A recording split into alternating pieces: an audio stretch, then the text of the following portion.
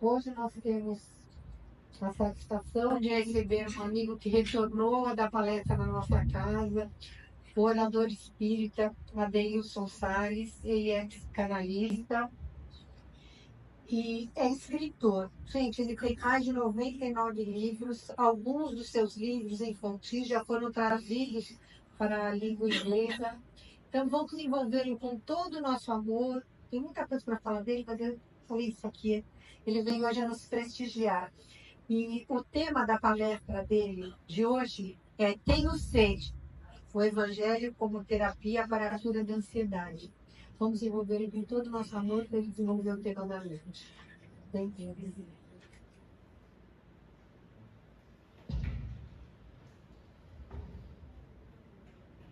Boa noite a todos e todas. E os desencarnados já responderam. Podem responder agora. Desencarnados. Boa noite. Uma alegria. Uma alegria poder voltar. A última vez que eu estive aqui, eu acho que eu tinha cabelo ainda. Então acho que foi uma vida passada.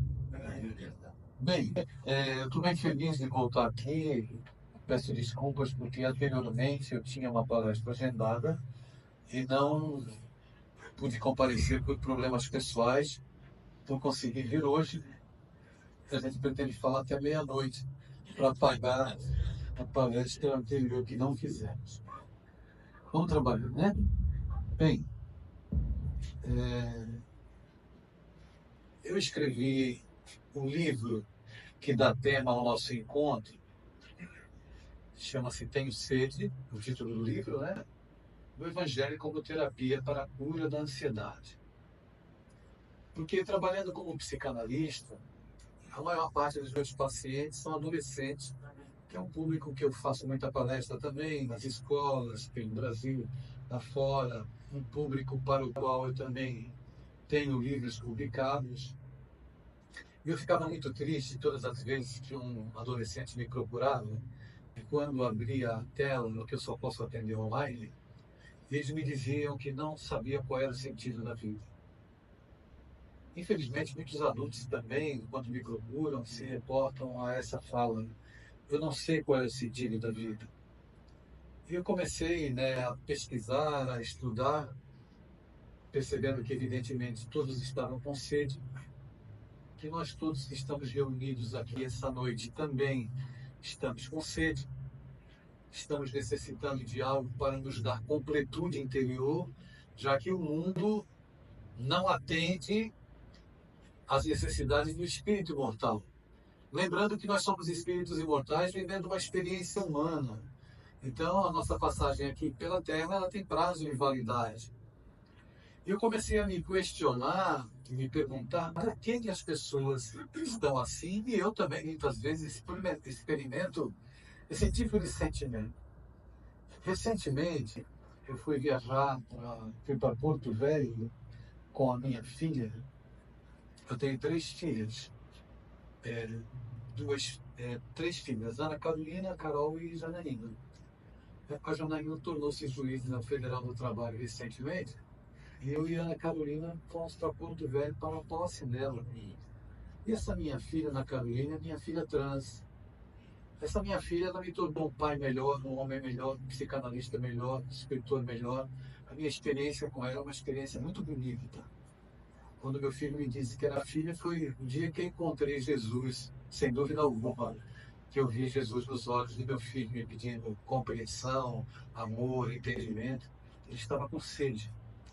E no aeroporto, indo para Congonhas, chegando em Congonhas, o meu filho disse assim, a minha filha disse: pai, tu já leu o livro A Alma Imoral? Eu disse: não, nunca li. Que título interessante, A Alma Imoral. Pois é, pai, nesse livro tem uma frase que foi decisiva para mim, para que eu pudesse fazer a minha transição. E eu perguntei: qual é a frase? E a frase é a seguinte: a pior solidão é a ausência de si mesmo. A pior solidão é a ausência de si mesmo. Então, eu tinha escrito um livro já, Inimigo Íntimo, que eu lancei na Bienal de São Paulo, há 2 bienais atrás, antes da pandemia. E o livro se chama Inimigo Íntimo, e ele diz, tem uma frase que se assemelha, e eu fiz a conexão imediata. A frase que eu escrevi é: o cúmulo da rebeldia é você morar sozinho e querer fugir de casa. Mas não é fugir da casa de alvenaria, é fugir da sua casa interior. Se a pior solidão é a ausência de si mesmo, a gente, quando começa a dizer demasiadamente sim para o mundo e não para nós, a gente começa a enfrentar certos problemas de ausência de si mesmo. Eu atendo todas as demandas que o mundo me propõe, abraço aquilo que o mundo me vende como possibilidade de felicidade e digo não para mim. Porque essa história é uma história evidentemente complexa, que não começa na idade adulta. Nós nos constituímos psicologicamente desde a nossa infância, da educação, da maneira como fomos recebidos, da maneira como nós recebíamos a energia da psicosfera ambiente do nosso lar, tudo está no útero das nossas mães. Ao longo desse tempo, a gente vem se constituindo. Então, a gente percebe que as pessoas estão ausentes de si mesmas, porque elas estão buscando um modelo de felicidade que o mundo está vendendo. Eu costumo dizer que o mundo vende a água salgada da ilusão. A água salgada da ilusão funciona dessa forma. Você vai ali na praia de Gonzaga, da Aparecida, onde você queira, leva um copinho de 300 ml, pode se sentar na areia e começa a beber o Oceano Atlântico. Você vai tomar o oceano inteiro e vai continuar com sede. Porque a água salgada da ilusão, ela não sacia, ela não dá completude. Nós estamos aqui hoje porque nós estamos com sede, de alguma forma. Porque nós estamos procurando, precisando de consolo, precisando de um direcionamento. Eu me recordo, trazendo essa frase, precisando de direcionamento, do filme e do livro Alice no País das Maravilhas. Conhecem? Conhecem, pessoal? Se vocês responderem logo, vai acabar logo, certo? Alice no País das Maravilhas tem uma cena em que Alice se depara com uma encruzilhada. E aparece o gato sorridente. E ela quer perguntar para o gato uma informação. E o gato pergunta para ela: você quer ir para onde? Ela diz assim: eu não sei. Se tu não sabe para onde vai, qualquer informação te serve. Eu pergunto para você que está aqui hoje: você quer ir para onde? Você está indo para onde? Você está indo para atender os modelos que o mundo te propõe? Cuidado, que você corre o risco daqui a pouco de parar na cadeira de psicólogo e de psicanalista. Porque a gente se abandona para viver os modelos do mundo e a nossa sede aumenta.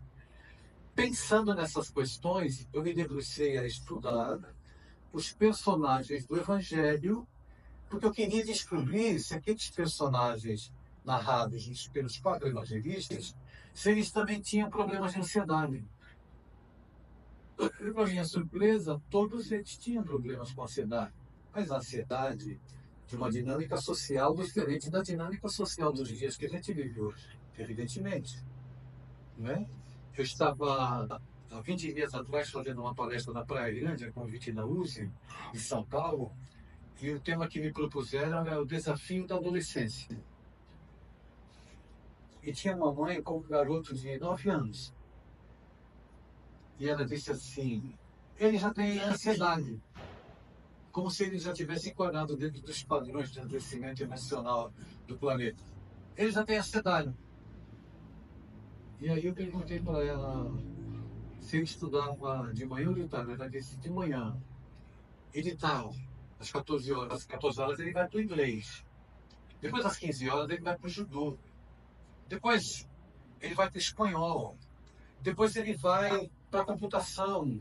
Então, ele vai para tudo que o mundo diz que você só vai ser feliz se você fizer isso tudo.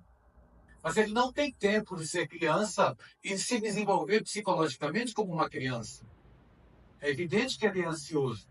Até o ponto em que ele vai fazer a prova do Enem e não consegue, não se enquadra, o irmão conseguiu e ele não, eu vou dar um tiro na minha cabeça, porque eu não sou suficiente para o mundo.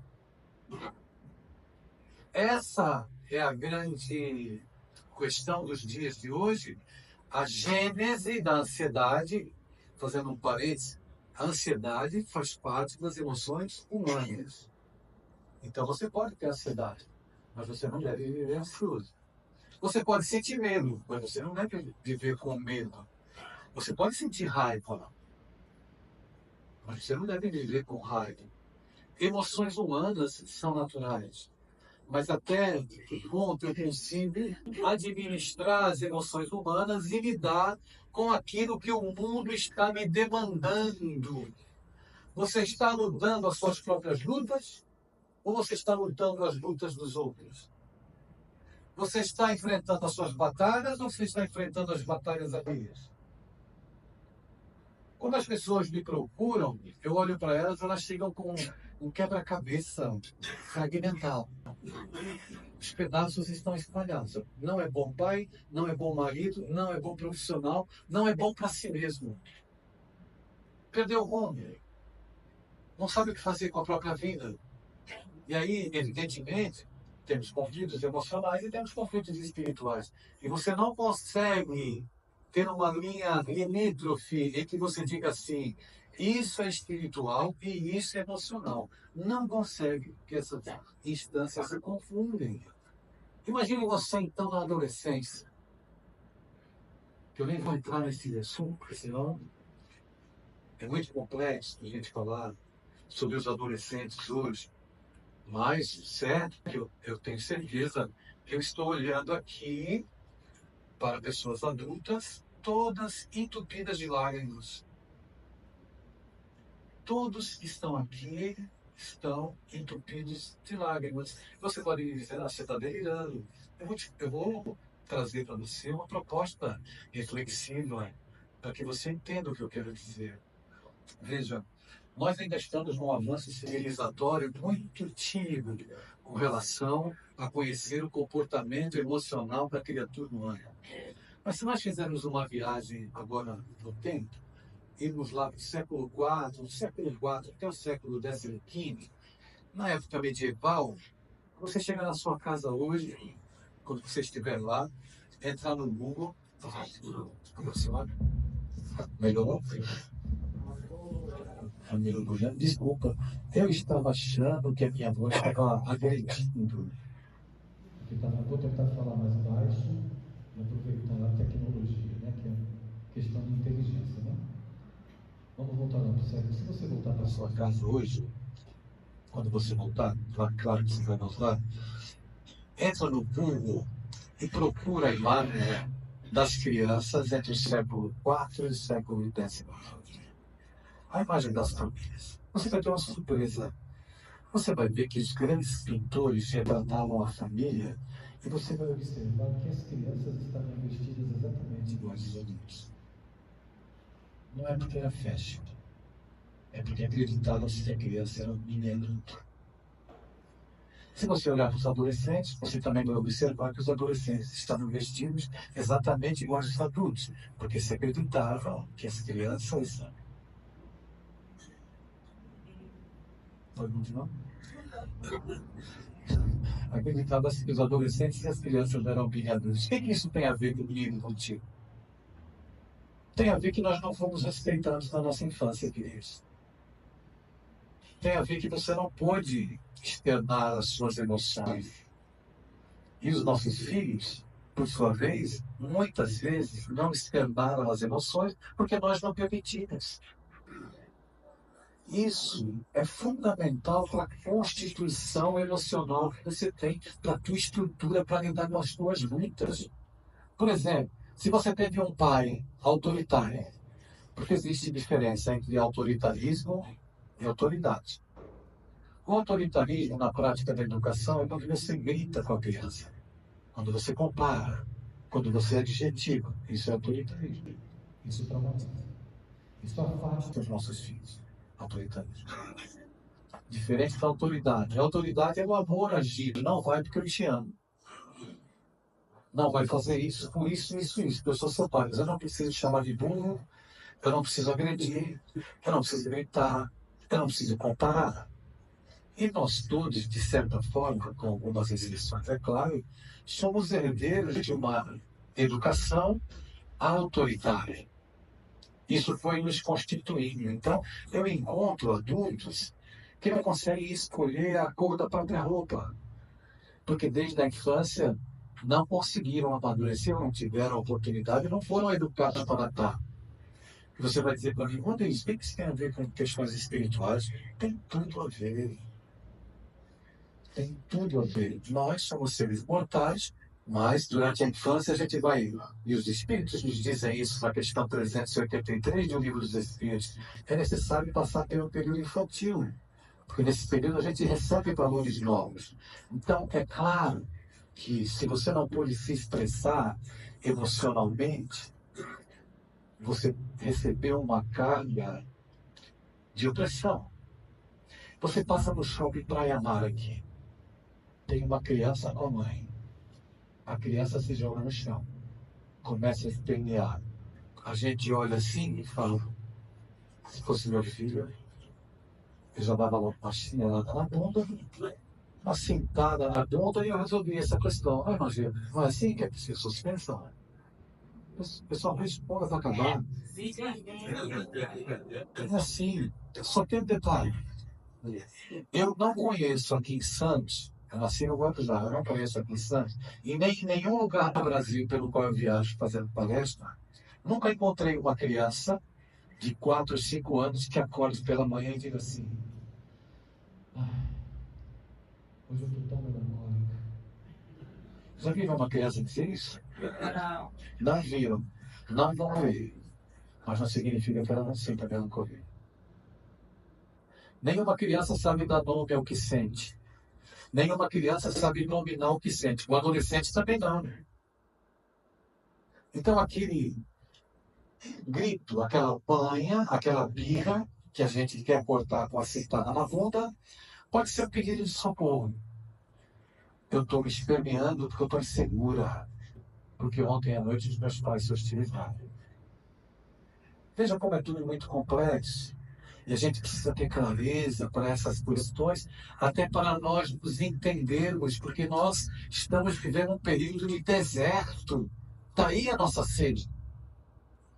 Daí a necessidade que nós estamos tendo de buscar informações, de buscar consolo, de buscar acolhimento, de buscar alguém que nos ouça, alguém que nos entenda, ou pelo menos se predisponha a ouvir sem querer consertar a nossa vida. Em 10 de setembro de 1946, um trem se deslocaria de Bombaim para Calcutá, na Índia. E uma jovem monja albanesa, a muito custo, franzina, pequenina, ela usava o hábito preto das irmãs oletinas. A muito custo ela conseguiu um lugar no canal.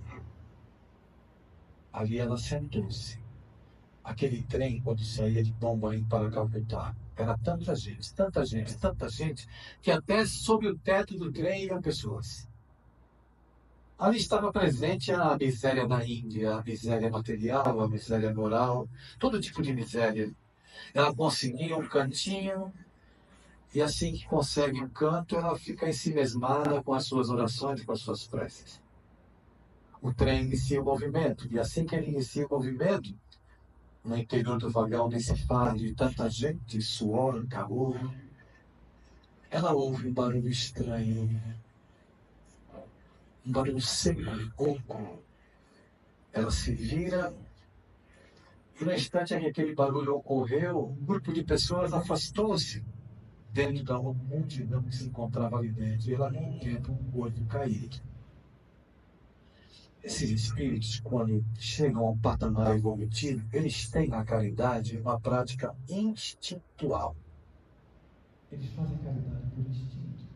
E ela ficou conhecida por isso como a Madre Teresa de Calcutá. Ela foi até o corpo, ajoelhou-se. Era um homem, cabelos desgrenhados, pintados pelo tempo. pele ressequida, ela coloca a cabeça dele no colo e ele balbucia duas palavras: tenho sede. Quando ele pronuncia essas duas palavras, tenho sede, imediatamente ela é arrebatada para mais de 2000 anos atrás, quando um homem, nas agonias da crucificação, pronunciou essas mesmas duas palavras: tenho sede. Quando ele pronuncia essas duas palavras, o soldado romano embebe uma esponja em substância vinagrosa, coloca na ponta da lança e aproxima dos lábios de Jesus. Ela ouve o burburinho daquela multidão no interior do vagão e ela escuta a voz de Jesus entre aquela multidão dizendo: tenho sede. E ela entrega a sua vida até a sua morte como fonte de caridade, saciando a sede dos miseráveis.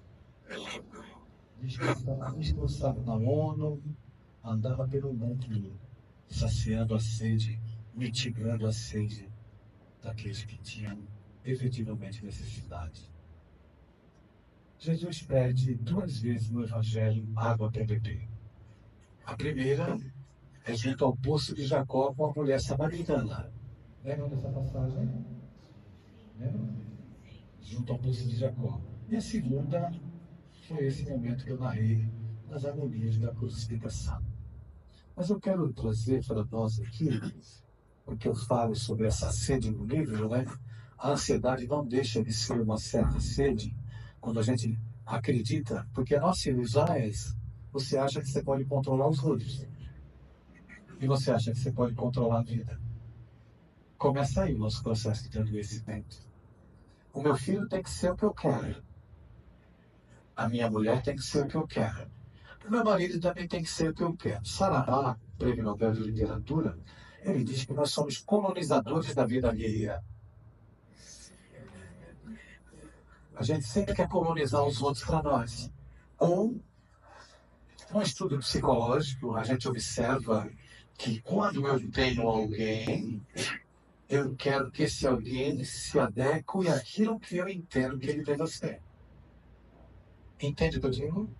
Então eu projeto na minha mulher, ou no meu marido, ou no meu filho, aquilo que eu entendo que eles devem ser. Na verdade, eu não amo nem a minha mulher, nem meu filho, nem meu marido. Eu quero amar a projeção que eu tenho como deles. Interessante, né? O que a gente faz? Como nós somos iludidos, né? Então, nessa passagem do poço de Jacó, claro que todos aqui já sabem, mas é importante que eu faça essa introdução para a sequência do pensamento. Jesus pede água para a mulher samaritana. Mulher, dá-me de beber. E ela era uma samaritana. Para que a gente possa ter uma ideia, podemos fazer uma analogia com as castas indianas. Os samaritanos eram das castas mais baixas. Da Samaria não saía nada que prestasse. Nada.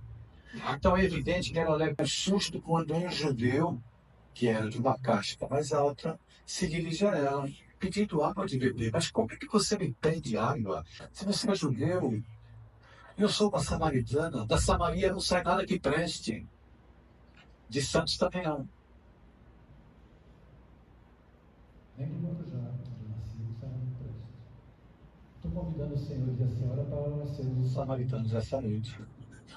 Estou convidando os senhores e as senhoras para que a gente se sente à beira do poço de Jacó. E a gente mude a visão sobre Jesus para uma outra perspectiva dessa que é a religião e esses anos de uma crença que não aproxima Jesus do nosso cotidiano traz. Eu e você estamos sentados agora à beira do poço de Jacó. E Jesus vai lhe pedir água para você. Mas eu quero ir mais longe, se você me permite. Jesus já está pedindo água para você há algum tempo. Como assim? Está. Jesus pode estar pedindo água através do teu filho, da tua filha. Jesus pode estar te pedindo água através do idoso que está na tua casa, do adolescente, daquele que te desassossega. Tudo aquilo que fizeres a um destes pequeninos é a mim que tu estarás fazendo. É isso, Jesus. Por isso que eu disse no começo, fui participar do Congresso Espírita de Vitória, e eu e o José Carlos de Luca estávamos dividindo um painel, 70 minutos, para a gente falar do momento em que nós encontramos Jesus, ou que ele tocou o nosso coração. Você sabe que falar assim, publicamente, para muita gente, como eu falo, você vira uma bela de uma vidraça, né? Um convite é uma pedrada. E quando chegou a minha vez de falar, a lembrança que eu tive de encontrar Jesus foi do meu encontro com a minha filha. Quando meu filho me disse que era filho, eu pensei, meu filho morreu. Mas eu disse para ele, eu te amo. O que vai mudar na nossa relação? Onde você não for bem-vindo, eu também não sou bem-vindo. Onde você não for aceito, eu também não sou aceito. Foi aí que eu encontrei Jesus. Jesus não é para atender as nossas demandas e ser os nossos modelos. É para nos desacomodar, para nos fazer pensar no que eu preciso fazer para efetivamente ter uma vida não perfeita, mas uma vida em que eu tenha olhos de amor para as pessoas e que eu possa mudar o jeito de olhar para as pessoas. Porque eu olho segundo os filtros que eu tenho, por isso que eu falei da educação. Falei rapidamente, poderia me demorar para falar. Mas a gente exige condições para poder amar. E aí traga uma história,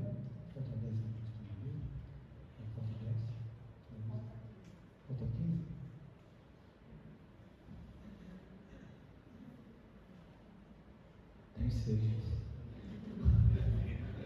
Literalmente. Passou rápido, né? Eu fui convidado a fazer uma palestra numa escola em Brasília. Estão me ouvindo bem aí atrás? Estão ouvindo bem aí atrás? Estão ouvindo agora? Eu fui convidado a fazer uma palestra. É que sopra, né? Fica uma coisa estranha. Eu fui convidado a fazer uma palestra numa escola em Brasília, para adolescentes. Eu estava terminando a minha palestra e uma garota, lá no fundo, levantou-se e saiu. Ela estava chorando bastante. Eu não podia fazer nada. Tinha que terminar a palestra. Quando eu terminei, a diretora veio a mim e disse: Adeilson, nós estamos com uma menina lá na sala dos professores, ela não para de chorar. Você pode dar atenção a ela? Eu disse: posso, claro. Fui lá. Chegando lá, me deparei com uma menina de 14, 15 anos, franzina, chorava e soluçava feito criança. E ela, depois de um tempo, eu consegui minimizar aquele choro de tanta angústia. Então eu perguntei para ela: o que houve com você, meu bem, para você estar assim? É meu pai. Mas o que tem seu pai? O meu pai, ele nunca está sóbrio para ouvir eu dizer: eu te amo, pai. O meu pai nunca está sóbrio para ouvir eu dizer: eu te amo, pai. Mas desde quando seu pai bebe? Eu procurei me recompor intimamente depois de ouvir aquilo. Desde quando seu pai bebe? Ah, meu pai, eu não me lembro de ver meu pai sóbrio. Mas você acha que você vai mudar seu pai? Não. Então, talvez você possa mudar o jeito de olhar para ele. Muda o jeito de olhar para o papai. Mudar o jeito de olhar para ele. Quando você chegar em casa, que teu pai estiver dormindo, você pode se aproximar da cama, sentar e dizer assim: papai, eu te amo. Mas ele não vai ouvir. Não importa que ele não ouça. Você não tem amor? Dá amor ao seu pai. A gente fica esperando as condições meteorológicas favoráveis para amar as pessoas. Hoje está sol, não vou amar. Hoje está muito frio, eu também não vou amar. E o tempo passa, a gente só fica julgando e deixando de amar. Se você tiver na sua vida alguém embriagado, não necessariamente de álcool, embriagado de indiferença. Alguém que te rejeitou, alguém que te rejeita, alguém que não é aquilo que você quer. E está cheio de gente assim à nossa volta. Não são como nós queremos. Mas é nessa diferença que a gente aprende a amar. O amor não é se apropriar, Não é colonizar. e não é amar o perfeito. O amor a gente ama Simplesmente as pessoas como elas são. A gente não ama pela genitália. não é pelo pênis e nem pela vagina que a gente ama. Isso é outra coisa. Que faz parte de uma vida saudável, mas não é o determinante para uma vida feliz. Então, nesses breves minutos, trazendo essa história, onde eu propus para a menina, você não vai conseguir mudar seu pai bêbado? Não. Então tenta mudar o jeito de olhar para ele.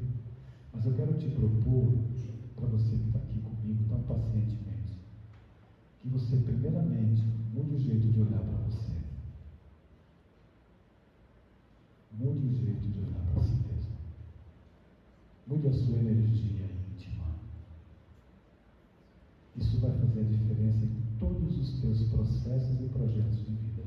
As pessoas vão passar a dizer para você que você ficou mais bonita e mais bonito. Experiência própria. Quando eu larguei a boina, todo mundo se espantou. Debaixo da boina tinha careca. Eu estava na Bahia, semana passada, fazendo palestras, e fiz palestra para adultos e fiz palestra para jovens. E quando eu terminei a palestra para jovens, Um garoto de 15 anos,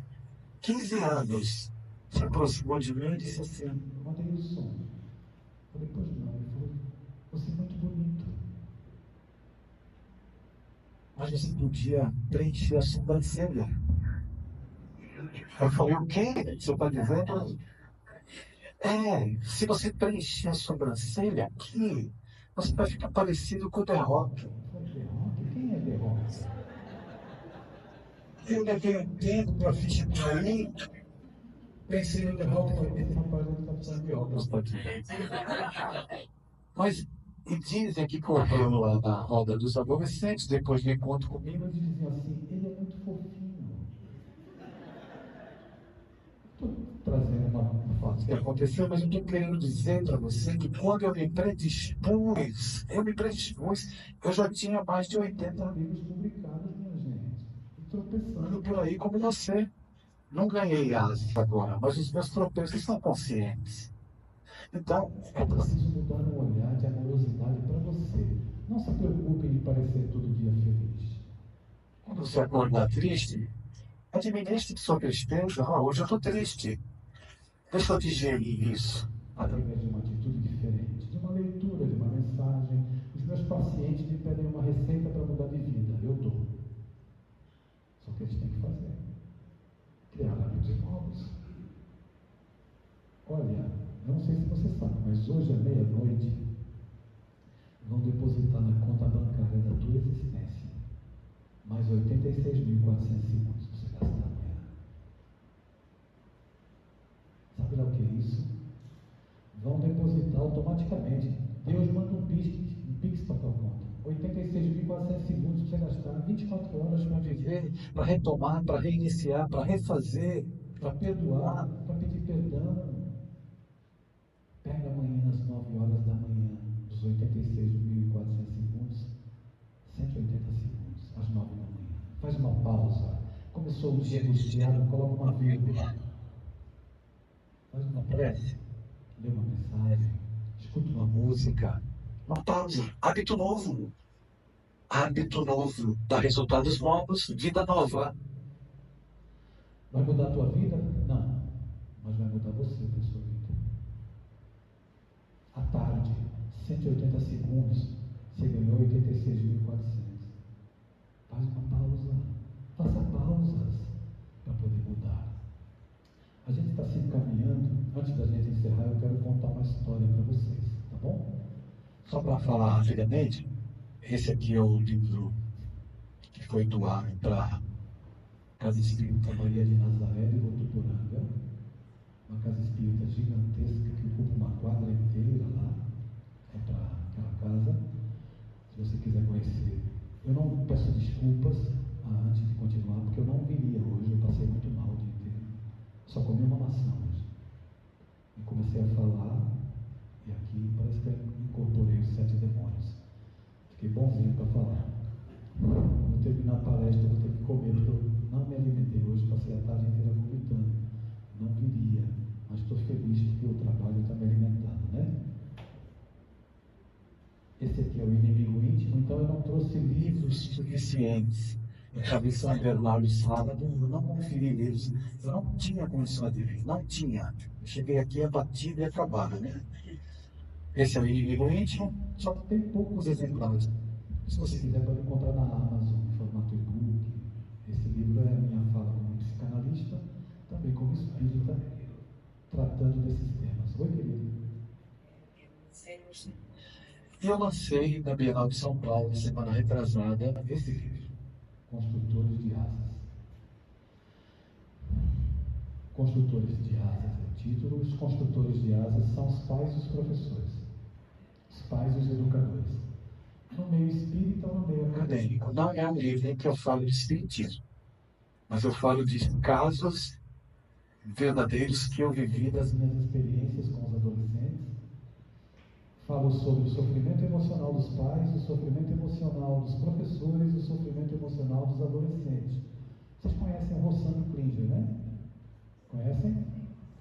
Eu trabalho com ele na Educa 21. Faço palestras nas escolas e esse livro é a indicação da Educa 21. Eu sou criador de conteúdo de histórias infantis. Nós vamos lançar um podcast para criança esse ano. Chama-se PipaCast.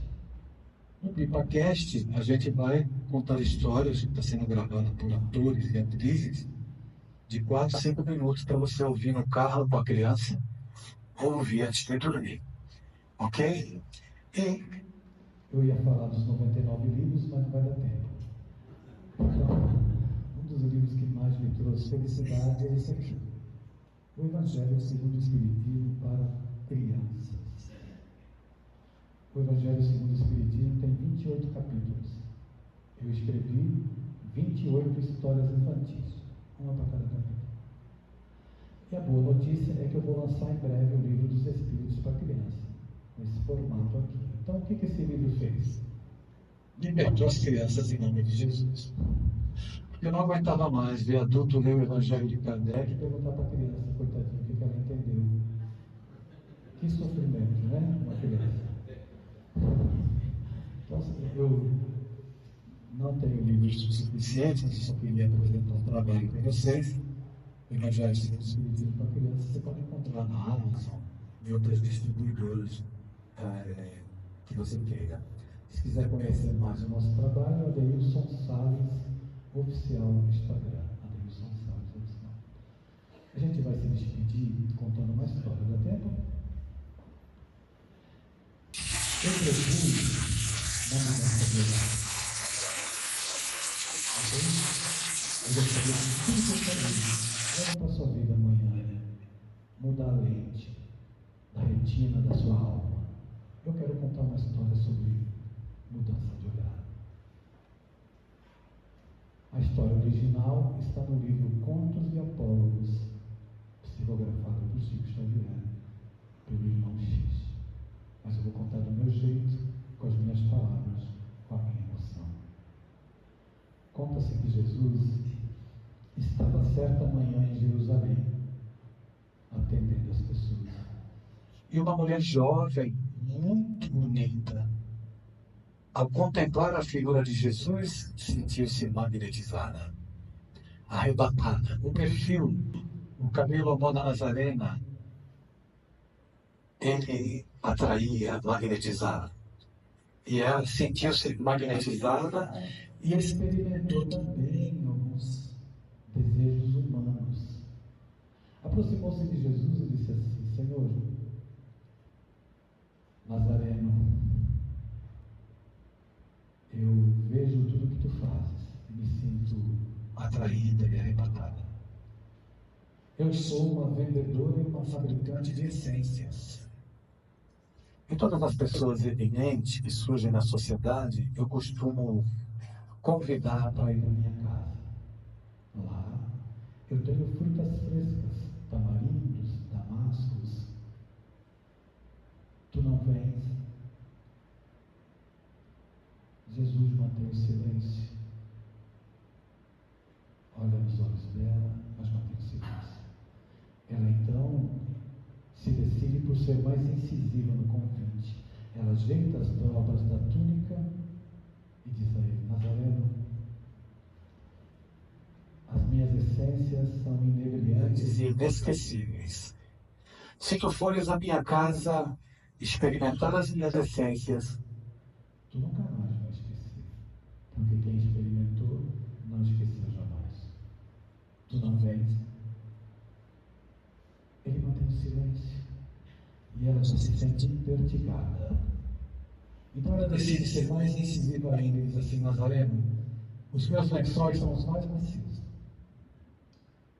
Os meus braços são sedosos. Se tu experimentares as minhas essências, os meus braços e os meus lençóis, tu jamais esquecerás. Eu percebo, Nazareno, um brilho diferente no teu olhar. Eu vejo, Nazareno, que tu tens um brilho diferente no olhar e procedo assim por amar-te. Tu não vens. Ele quebra o silêncio dizendo assim: quem sabe um dia. Ela então fica enfurecida e parte. 2 anos depois, Jesus levantava paralíticos junto ao poço de Betesda. E uma senhora idosa, corpo curvado, aproxima-se dele e diz: Senhor, eu sei que tu provém do Altíssimo, porque só quem provém do Altíssimo faz aquilo que tu fazes. Eu venho rogar-te por criatura que se encontra às vagas da morte, com a pele em pústulas purulentas pela lepra. tu podes entender. Jesus aquece, balançando a cabeça afirmativamente. A mulher anda para algumas goelas e ele vai atrás. Ela para de frente a verdadeiro pardieiro. Jesus para. Ela entra, acerca-se de uma cama, cátedra de dor, um corpo esquálido, mirrado, deitado em posição fetal, agonizava em delírio. Jesus acerca-se da cama e coloca a mão nos cabelos desgrenhados. O corpo é tomado de um fremito. Então a criatura se vira e os olhares se encontram. E se ouve aquela voz: Frágil. Nazareno, és tu? Tu vieste atender o meu chamado, agora é tarde. Ele diz para ela: eu vim atender o teu chamado. Eu percebo um brilho diferente no teu olhar e procedo assim por amar-te. Eu desejo que todos voltem para casa com um brilho diferente no olhar, mudando o jeito de olhar para as pessoas e para si mesmo. Que todos voltem para o seu lar felizes e inebriados, alimentados espiritualmente pela mensagem do Espiritismo do Evangelho. Volte para o seu lar. É tão maravilhoso ter um lar. Não é importante se esse lar é uma mansão, se é um ninho, se é uma casa no caminho, Uma tapera na favela, um bangalô, seja lá o que for. O importante é que dentro dele existe a figura do amor, de mãe ou de pai, de esposa ou de marido, a presença de um filho, ou pelo menos a companhia de um cão, porque é muito triste viver na solidão. Mas se eu ou ninguém tiver para me amar,